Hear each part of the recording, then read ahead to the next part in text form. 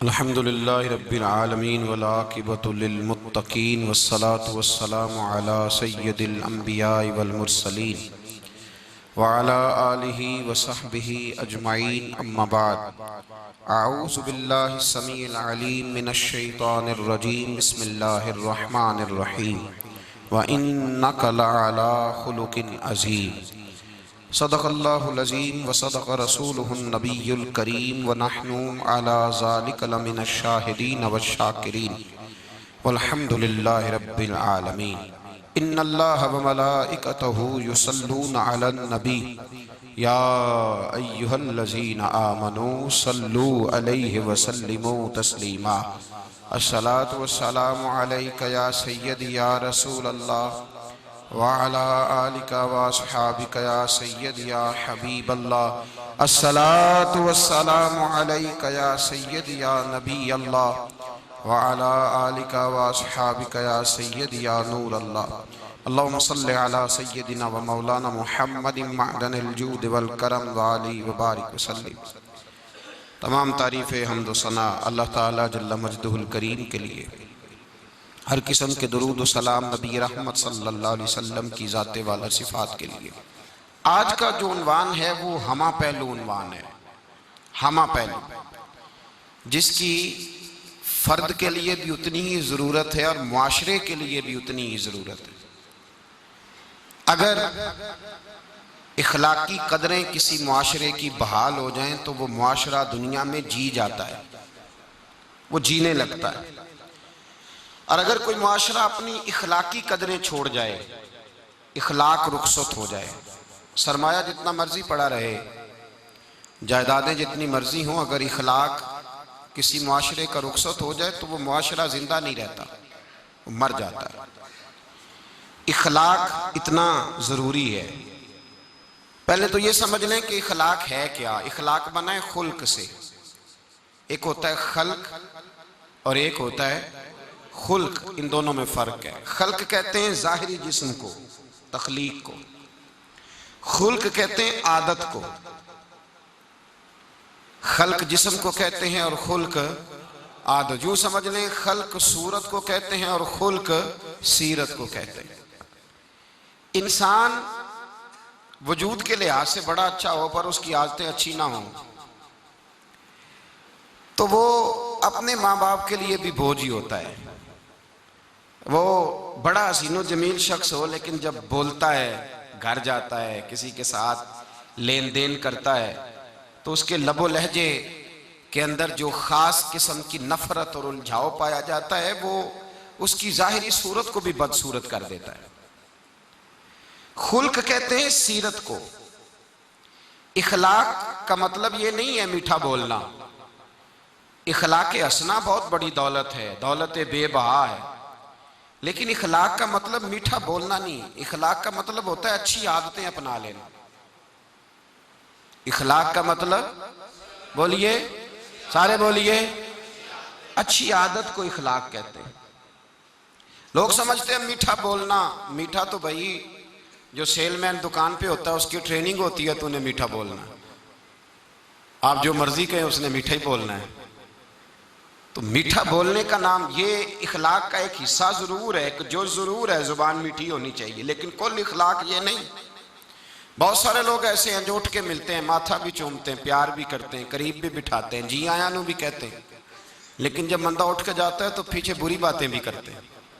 तो वो इखलाक वाले नहीं है, वो तो दो मुंहों वाले हैं। ऐसे शख्स को तो नबी पाक ने लानती फरमाया है। तो इखलाक का मतलब लोगों ने मीठा बोलना ले लिया है। सिर्फ गुफ्तगू के अंदर अपनी गुफ्तगू में बनाव सिंगार कर लेना, लफ्ज़ों को थोड़ा मुरक्कब मुसज्जा कर लेना, अपनी बात में मिठास पैदा कर लेना, अपने आप को थोड़ा सा मुनव्वर कर लेना बातों की हद तक, ये इखलाक नहीं। जरूर समझिएगा, इस पहलू को जरूर गौर कीजिएगा। हमने अपने आप को परखना है हुजूर के इखलाक हसना की रोशनी में। मेरे भाई, एक आदमी अपनी गुफ्तगू बड़ी मीठी है, जी करके बोलता है, लेकिन उसके सीने में नफरत भरी हुई है, उसके पीछे तकब्बुर भरा हुआ है। जब आदमी उठ के जाता है तो कहता है कैसा मैंने शीशे में उतारा। तो ये इखलाक वाला है या निफाक वाला है? तो इसने इखलाक का मुजाहरा नहीं किया, निफाक का मुजाहरा किया। इखलाक ये है कि तेरा जाहिर और बातन एक हो। इखलाक ये है कि तेरे अंदर खैर खाई पाई जाए। इखलाक ये है कि तेरे अंदर आजिज़ी पाई जाए। इखलाक ये है कि तेरे अंदर तवाज़ो पाई जाए। इखलाक ये है कि तेरे अंदर बड़े की इज्जत और छोटे की शफकत पाई जाए। इखलाक ये है कि तेरा भरोसा दुनिया पे ना हो, तेरी तवज्जो अपने रब की जानिब हो। इखलाक ये है कि तू नजरियात के लिहाज से एक खुददार आदमी हो। इखलाक ये है कि तू कौल का सच्चा, वादे का पक्का और अपने किरदार का पुख्ता इंसान हो। कौल ये है कि तू अमानतदार हो। किसी ने हजरत अली से कहा था किसी अमानतदार की बात सुनाओ, तो कहने लगे सुनाता हूं फारूक आजम की बात। कहा कैसे? फरमाने लगे मैं उमर से मिलने गया। ये इखलाक है। सारा कुछ खा के लोग हजम करके डकार भी नहीं लेते और जाती दफा कहते हैं मैंने तो मुल्क को बड़ा कुछ दिया है, लेकिन उसके लिए तुम्हें टटोलना पड़ेगा, खोदना पड़ेगा, कुरेदना पड़ेगा, फिर पता चलेगा कि मैं मिल्लत को क्या दे के जा रहा हूं। हजरत अली शेर खुदा फरमाते हैं मैं उमर से मिलने गया, फारूक आजम से। जब मैं ये उनके इखलाक की बात बता रहे हैं। कहते जब मैं उनके पास गया तो दिया जल रहा था। अंदर दाखिल होते ही सलाम लिया तो हाल चाल पूछने की बजाय उमर पूछने लगे कि अली कोई सरकारी काम आए हो, दीनी काम आए हो या जाती काम आए हो? तो हजरत अली रदी अल्लाह ताला अन्हु फरमाते हैं मैंने कहा कि मैं तो जाती काम से आया हूं। तो कहते उमर जल्दी से उठे और दिया उन्होंने गुल कर दिया, चिराग बुझा दिया। तो कहते मैंने कहा कि उमर चिराग क्यों बुझाया है? तो उमर फारूक रदी अल्लाह ताला अन्हु फरमाने लगे मैं सरकारी दस्तावेजात लिख रहा था तो ये सरकार का दिया जल रहा था उतनी देर तक, अब हम जाती बात करने लगे हैं। मुझे डर लगता है अगर चंद कतरे तेल जातियात के लिए इस्तेमाल हो गया तो रब की बारगाह में क्या जवाब देना। ये इखलाकी कदरें हैं, इखलाकी कदरें। जिस कौम के अंदर इखलाकी कदरें बहाल रहती हैं वो कौम जिंदा रहती है। हजरत फारूक आजम रदी अल्लाह ताला अन्हु ने महल कोई नहीं बनाया, पार्लियामेंट कोई नहीं थी, सेनेट का इजलास कहीं भी नहीं होता था। हजरत फारूक आजम रदी अल्लाह ताला अन्हु ने ना कोई सदर हाउस बनाया, ना वजीर आजम हाउस बनाया, ना हजरत फारूक आजम ने कोई पार्टी बनाई, ना किसी के सदर बने, ना किसी जमीयत की सदारत की। बस इखलाकी कदरें उन्होंने बहाल रखी। अबू बकर सिद्दीक हो, फारूक आजम हो, उमर फारूक हो, हजरत उस्मान गनी हो या मौला अली हो, इनके इखलाक और किरदार जिंदा हैं तो ये लोग कयामत के बाद भी जिंदा हैं। इखलाकी कदरें जिस कौम की जिंदा रहे, जो इखलाकी तौर पे मर जाए इखलाकी तौर पर। देखिए ना हजरत फारूक आजम रदी अल्लाह ताला अन्हु माले गनीमत, हजरत उस्मान कहते मैं छत पे खड़ा था तो एक आदमी को देखा, दोपहर का वक्त है और सख्त शिद्दत की धूप चमक रही है। नंगे पांव एक बूढ़े को देखा, ऊंट हाँकता हुआ आ रहा है। तो मेरे दिल में ख्याल आया इस बूढ़े को मशवरा देता हूं कि जनाब आप छोड़ दें, ये आप इस उम्र में किस चक्कर में लगे हुए हैं, दुनिया सो रही है आप भी सो जाएं। कहते मेरे दिल में ख्याल आया कितना हरीस बूढ़ा है, माअज़ल्लाह।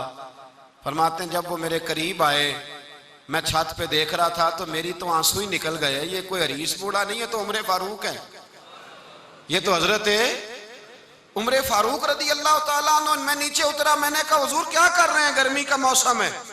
कहने लगे ये माले गनीमत के ऊंट भाग गए थे तो संभालता फिरता हूं। कहा हुजूर किसी गुलाम को कह देते। फरमाने लगे हुकूमत मेरी है तो जिम्मेदारी भी मेरी है, हुकूमत मेरी है तो ड्यूटी भी। इखलाकी कदरें जब किसी कौम की इखलाकी कदरें, काजी शुरैह रहमतुल्लाह ताला अलैह हजरत अली शेर खुदा के काजी थे, हजरत मौला अली शेर खुदा रदी अल्लाह ताला उन्होंने मुतय्यन किया था। वो आए हजरत अली के पास काजी साहब और आके कहने लगे हुजूर मेरा इस्तीफा कबूल कर ले, मैं चीफ जस्टिस नहीं बन सकता, मैं उमूर नहीं चला सकता अदालत के। तो हजरत अली ने फरमाया काजी साहब क्या हुआ? कहने लगे दो पार्टियों का मुकदमा मेरे पास था, तो कल एक पार्टी 10 किलो खजूरें लेके आ गई है मेरे पास। तो हजरत अली फरमाने लगे आपने कबूल कर लिए हैं? कहने लगे जरूरत थी मैं कबूल कर लेता। मैंने उनसे कहा है कि खबरदार, तुमने सोचा कैसे, झिड़क दिया है, कबूल नहीं की। तो कहा फिर आप इस्तीफा क्यों दे रहे हैं? तो ये उम्मत मुस्लिमा की अखलाकी कदरें हैं, ये उम्मत मुस्लिमा का रंग है। अपनी मिल्लत पर कयास अक़वाम मगरिब से न कर, खास है तरकीब में कौमे रसूल हाशमी। ये कदरें हैं मिल्लत इस्लामिया की। काजी साहब कहने लगे, हुजूर उन लोगों ने मेरे बारे में सोच लिया है कि मैं रिश्वत ले सकता हूं। वो सोच लिया है कि मैं पैसे पकड़ लूंगा, 10 किलो खजूरें ले आए। तो जिसके बारे में कौम सोच लेना कि रिश्वत ले सकता है, सोच भी ले, वो बंदा काजी बनने के काबिल है, वो काजी बनने के काबिल नहीं होता। लिहाजा उन्होंने चूंकि सोच लिया है, लिहाजा अब मैं अपने इखलाक को इतना बुलंद नहीं जानता कि मैं कुर्सी अदालत पर बैठकर मुकदमे करूं।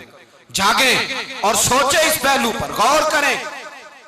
कटती हुई कदरें, कटती हुई और टूट कर बिखर गया सारा इखलाक, हुक्मरान से लेकर पीएम तक।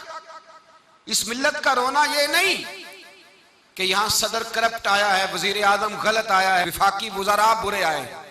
इस कौम का रोना यह है कि रेडी वाले के पास फल लेने जाओ तो सामने भले भले लगा लेता है और पीछे वाली साइड पे वो छुपा के बुरे फल लगा लेता है।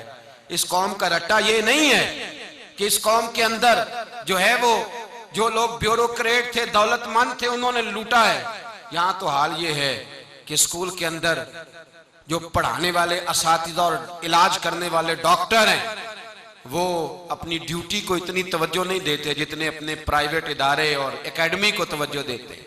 इखलाकी कदरें जिस कौम की पामाल होती हैं, मेरे रसूल पाक सल्लल्लाहु ताला अलैहि वसल्लम ने फरमाया, याद रखो अगर तुमने अपने इखलाक सवार लिए और तुम में से जिसका इखलाक सबसे अच्छा हो गया, जिसकी आदतें संवर गई, हुजूर फरमाते हैं रब उसे दिन को रोजा रखने वाले और रात को तहज्जुद पढ़ने वाले से ज्यादा अच्छा अजर अता फरमाएगा। जिसने अपने इखलाक को बोल के बताइए, जिसने अपने इखलाक को अच्छा कर लिया, अपनी आदतों को सवार लिया और फरमाया बुइस्तु लिउतम्मिमा मकारिमल अखलाक, फरमाया मैं तुम्हारे इखलाक सवारने आया हूं, मैं तुम्हारी आदतें निखारने आया हूं। मेरे रसूल पाक अलैहिस्सलातु सलाम ने इखलाकी कदरें, मेयार बुलंद किया। इखलाकी कदरों का मेयार लोगों पर बोझ बन जाता था। अगर किसी का एक पैसा किसी के हाथ आता था, उसको रात नींद नहीं आती, जीना मुहाल होता था, ये इखलाक था। साथ वाला पड़ोसी बेचैन होता था तो इस घर में भी किसी को नींद नहीं आती थी, ये इखलाक था। हजरत उस्मान गनी रदी अल्लाह ताला अन्हु अगर मालदार हैं तो जिस भूखे की भूख का पता चला है, उस्मान गनी ने अपने कंधे पे तोड़ा रख के उसके घर पहुंचाया है। ये इखलाकी कदरें थी। अगर हजरत बिलाल हबशी रदी अल्लाह ताला अन्हु का रंग काला है, होंठ मोटे हैं, पड़े हुए नहीं हैं, लेकिन वो जब भी आके खड़े होते थे सारे कुरैशी हाशमी खड़े होकर उनका इस्तकबाल करते थे। इखलाकी कदरें जिस कौम के अंदर मजबूत होती हैं, हमारे तो घरों में सत्यानाश हो गया इखलाक का, घरों में सत्यानाश। बेटा शिकायत करता है, मैं हुकूके वालिदैन पे बयान कर रहा था, एक बच्चा बाद में मुझे मिला, कहने लगे साहब एक दुखड़ा भी सुन लो थोड़ी देर के लिए, आपने बड़ी अजमतें बयान की माँ बाप की, एक दुखड़ा भी सुन लो। मैंने कहा सुनाइए। कहने लगे अगर अब्बा राजी उससे हो जो जेब ज्यादा गर्म करे, अगर अम्मा गीत ही उसके गाए जो अम्मा को पैसे ज्यादा कमा के ला के दे, तो मैं गरीब हूं तो बताए मैं अम्मा को राजी कैसे करूं। जहां इखलाकी कदरों का ये हाल हो कि बच्चे सोचने लगे पैसे होंगे तो बाप राजी होगा, पैसे होंगे तो अम्मा राजी होगी। यहां ये हाल हो कि पीर, शेख, सूफी, जिसने गरीब मुरीद का ख्याल रखना था कि इस बेचारे ने कपड़े पहने के नहीं, रोटी खाई के नहीं, जिसने ख्याल रखना था, अगर उसका ही मतमा नजर ये हो कि मुझे आएगा कहां से, माड़ा आया तो उसको कहा लंगर खादा ही सेहत केजदी रही और फिर सुना, और तगड़ा आ गया तो पीर साहब गाड़ी का दरवाजा भी खुद खोल रहे हैं।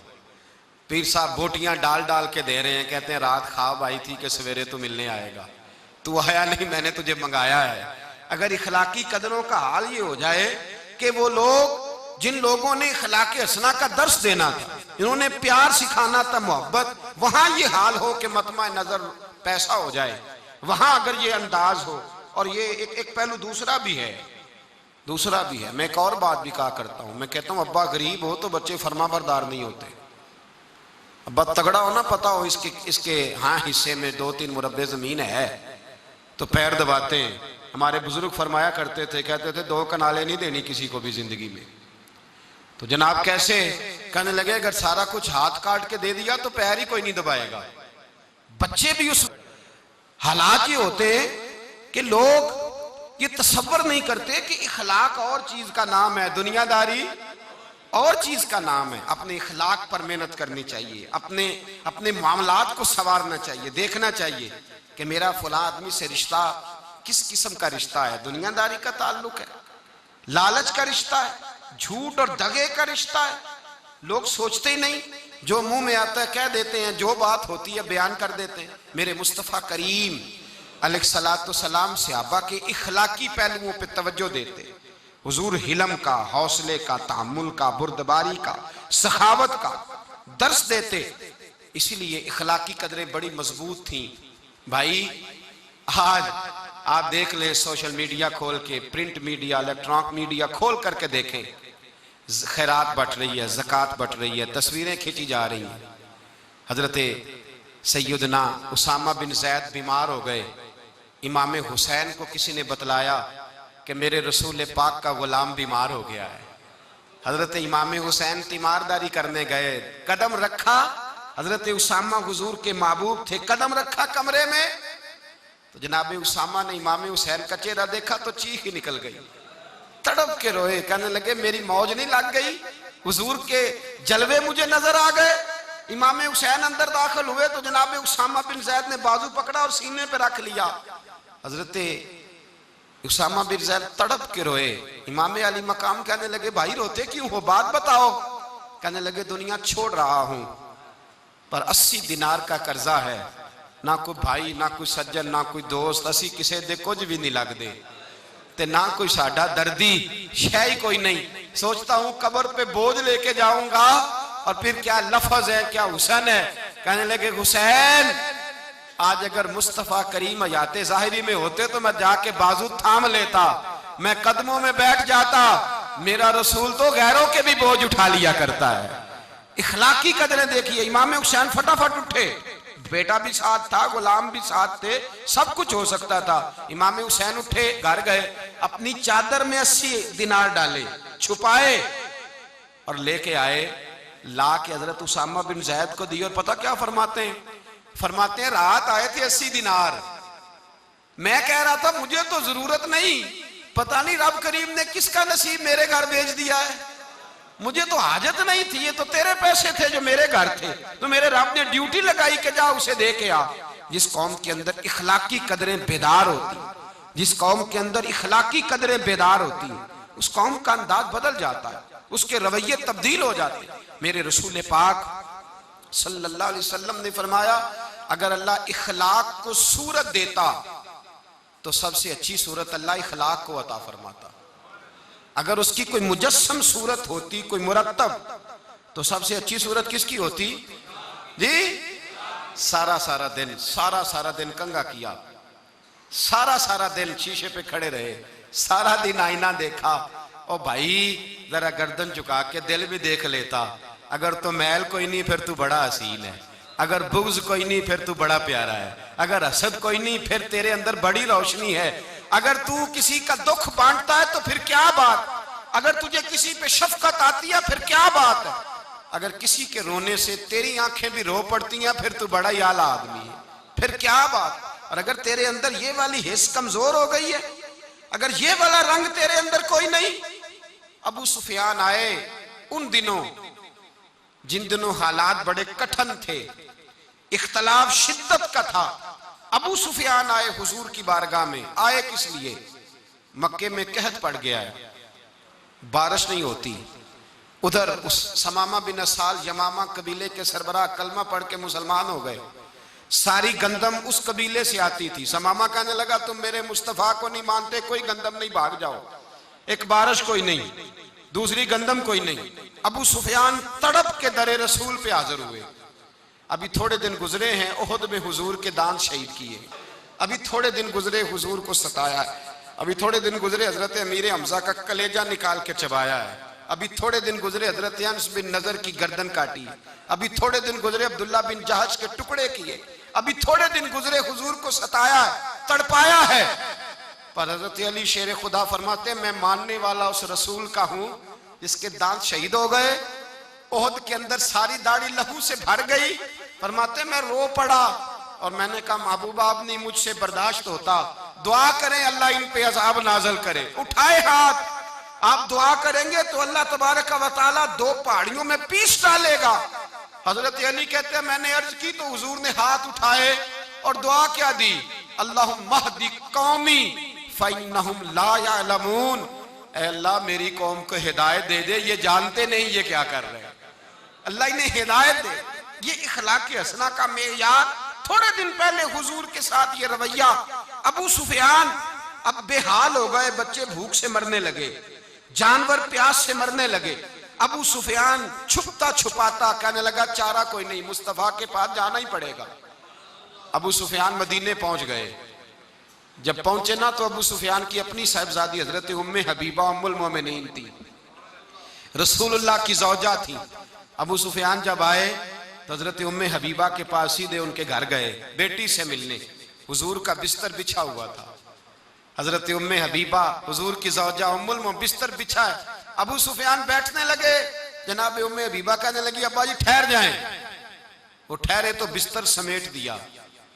कहने लगे बेटी शायद तेरे घर में कोई कीमती बिस्तर नहीं, गुर्बत छुपाने के लिए बिस्तर समेट रही हो। जनाब उम्मे हबीबा कहने लगी अब्बा तो मुसलमान नहीं ना हुआ, अभी तेरी सोच काफरों जैसी है, तू यहाँ आके खड़ा हो ना जहां मैं खड़ी हूं, फिर तुझे रसूलुल्लाह की मोहब्बत के रंग का पता चले। तू अभी खड़ा वहां है जहां तुझे कुफर ही कुफर सुनाई और सुझाई देता है। बिस्तर इसलिए नहीं समेटा कि माज अल्लाह कम कीमत था, मैंने इसलिए समेटा है कि तू नजस है, नापाक है, अभी कलमा नहीं पढ़ता। और ये उस रसूल का बिस्तर है कि जो बिस्तर में मौजूद होते हैं तो जिब्रील अमीन कुरान लेके तशरीफ ले आते हैं। तेरा वजूद इस काबिल नहीं कि यहां बिठाया जाए। नबी